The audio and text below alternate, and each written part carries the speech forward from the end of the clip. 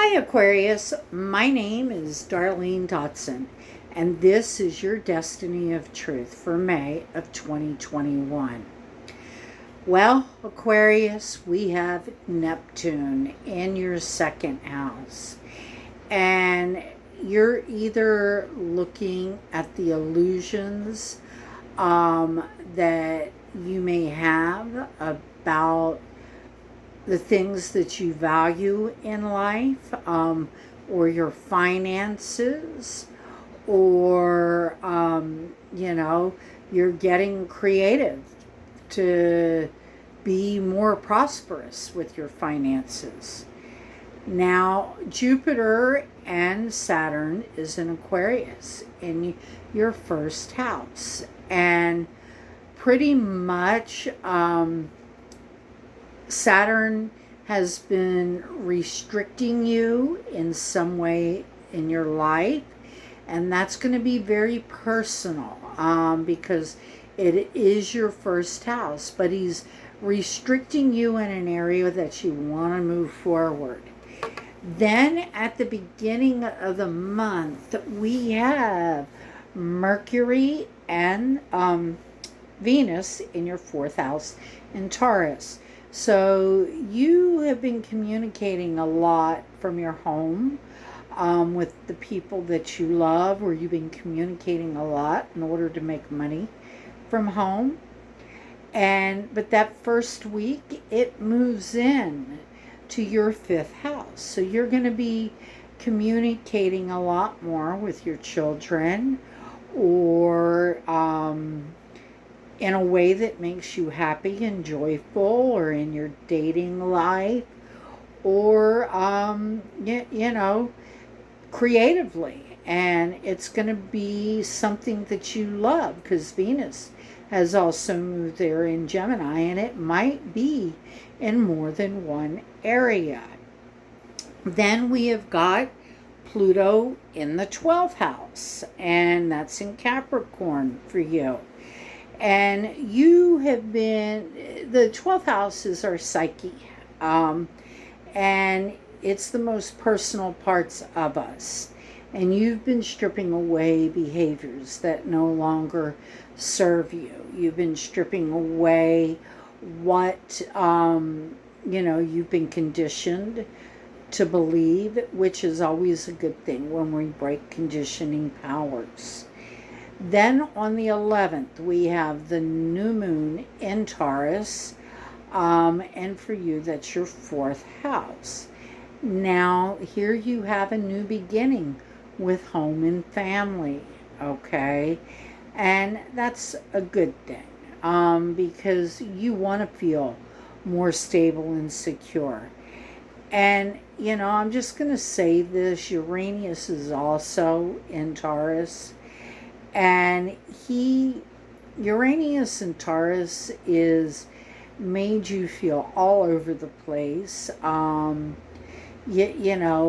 and down, don't know which way to go. And Taurus likes to feel secure. And Uranus says you got to change things up in order to feel secure. Okay, same patterns aren't working anymore, and that has to do with that Pluto. Then we've got Mars in Cancer in the sixth house. Okay, and Mars in Cancer in the sixth house, that pretty much you've been putting all of your energy into your health and your work life, and there's nothing wrong with that, but it's something you're invested in, you're attached to, because it is in Cancer, and it's to make everything better for your family, okay, or to make your home base secure. Then we've got Chiron in Aries in the second house, and you're healing your relationship with money. You're healing your relationship with your values and your material worth. You know what's valuable in your life now. okay, and what's not valuable. But you're healing yourself, and it could be self-worth too, that you're healing your self-worth issues, because you know now that you are worthy. Then you always were. You're the one that was doubting it. Nobody else did. Then we have Jupiter in Pisces in the second house. And Jupiter in Pisces moving there, it's just for a short time. Then he's going to retrograde back into Aries to finish it up. But being here in the second house, and for me, this is actually a good thing because I have a Jupiter in Pisces. So it's my Jupiter return, and it is my second house. So with this being said, Jupiter in Pisces in your second house, he's going to expand your self-worth. He's going to expand your finances. He's going to help you put your value on what you want in your life, and your morals are growing, and that's always a great thing. Nothing wrong with that. Then on the 20th, we have the Sun entering Gemini, and that is your fifth house. So you're going to be shining your light with your children, your creativity, your dating life. Those things that make you happy and bring you joy is where you're going to be shining your light over the next month. Then on the 23rd, we've got Saturn going retrograde in Aquarius in your first house. And you're going to be looking at the structures in your life. What makes you feel secure? What doesn't make you feel secure? And you're going to be getting rid of the structures that don't support your growth anymore. Because if they're not supporting you and taking you where you want to go, then you're going to move on and find structures that will take you where you want to go. And then the moon opposes the sun in Sagittarius, which is our lunar eclipse, a full moon eclipse.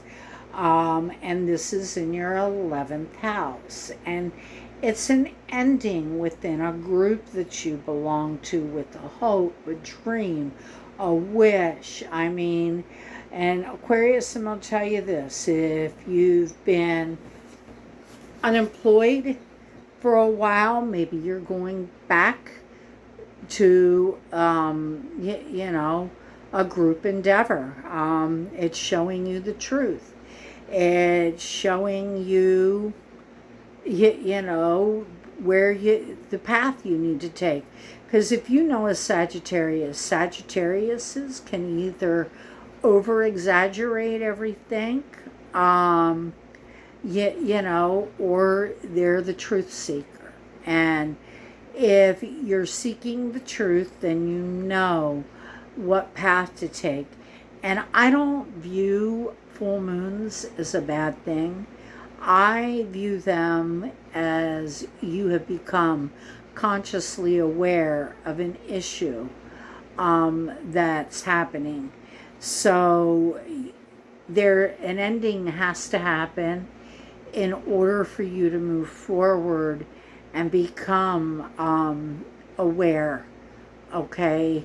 Because we don't become consciously aware of things by keep doing something that we know that we shouldn't. Then we have got on the 29th, Mercury going retrograde in Gemini, and for you, that's your fifth house of your children, your creativity, your dating life. You don't know what to do there, okay? There's options here for you. But the only thing I can tell you is if you're going back to the past in this area, then it's fine. But if you're not, then wait it out, because here you've got more than one option.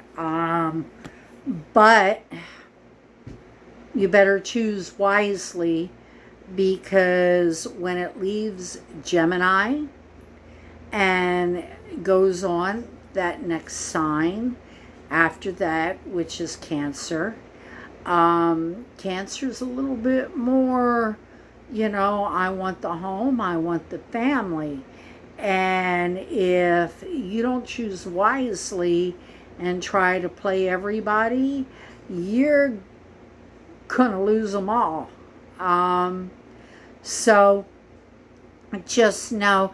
Now, if you're dealing with issues with children, then no. Okay, you can have multiple children and deal with them all, and that's fine. And all I know is whatever you're dealing with and confused about, you're confused about what's really going to make you happy. And anytime that you're confused, you should sit back and wait. And I always tell people too, if you're really confused in your mind is in the fog, get some rosemary and smell rosemary, because rosemary always clears the fog out of our minds. It gives us clarity to be able to think. So that is your astrological forecast for the month of May. Now, for the oracles, I am using the unicorn cards, and I want to show you the unicorn cards. See how pretty they are? They remind me of the Northern Lights. So we're going to shuffle.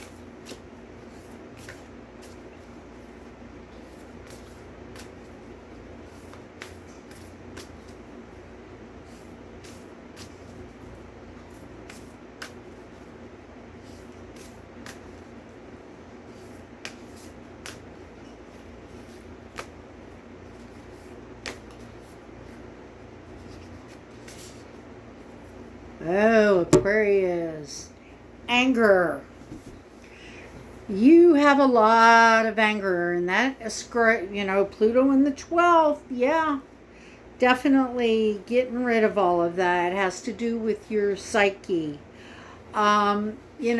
Safely express your anger. Use anger as a positive force. And you have to honor all your emotions because they are sacred. I guess me reading this is giving me a little lesson, because I was always taught that anger is a wasted emotion because you can't get somebody else to do what you want them to do. So you have to learn how to channel the anger, is what I was taught. Now, and you may be feeling angry with yourself or with another person in your life or a situation in your life, but you feel that it won't be good to express it. Know that sometimes anger's not negative if it helps you grow. Okay? Anger has a positive outcome to it. It has a purpose, and this is what I was taught. If you're using that anger to understand the event that happened and the events that happened, then that's fine. Okay? But you need to look at your anger and why you're angry. Okay? Because you're never going to get another person to do what you want them to do. And anger can help you overcome fear. It can help you overcome doubt. It can help you to overcome where you need to go in your life. I mean, let's say you're angry because a man cheated on you. Just taking this as, or a woman, okay? You're angry because of this. Well, you didn't make that choice. They made that choice, okay? So you need to let go of that relationship. If it's unhealthy for you and you're feeling things, you need to look at why they cheated on you, why they did what they did, and you need to understand it and move forward with it. In other words, sometimes they might have cheated on you because you were pushing them aside, or they might have cheated on you because that's just who they are. Well, if that's just who they are and they need multiple people in their life, then you do need to let them go because they're not on the same page as you. But if they cheated on you because you never have time for them and you're always pushing them away, then you need to look at how you need to change your behavior. And if you can't get over why they cheated on, the fact that they cheated on you, then you'll know in the next relationship. If you don't want to repeat it, then you have got to put the time in so this person doesn't cheat, okay, that's in your life. We all have to do the work in our lives. We have to be responsible for the choices.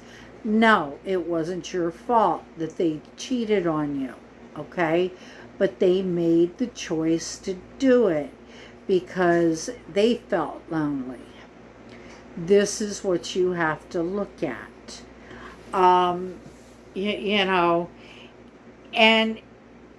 anger can be dangerous if you repress it because then you blow up.